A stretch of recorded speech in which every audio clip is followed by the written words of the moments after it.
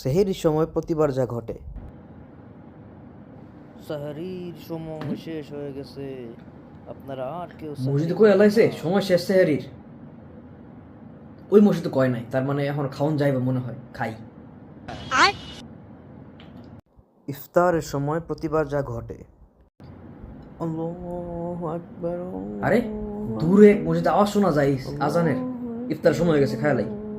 আরে বেটা আঙ্গো মসজিদ দেয় নাই তো। আরে আঙ্গো মসজিদ না দেখ, আজান তো আজান হয় বেটা তোর। আমরা আসলে অনেক সুবিধাবাদী, যেদিকে আমাদের সুবিধা ওইটা আমরা মানতে রাজি, অন্যথায় রাজি না।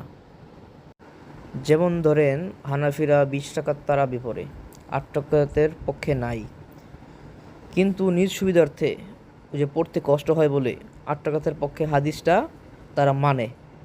ঠিক আছে, এরকমই মানুষ অনেক সুবিধাবাদী, নিজ সুবিধার্থে সব কিছু মাইনা চলে।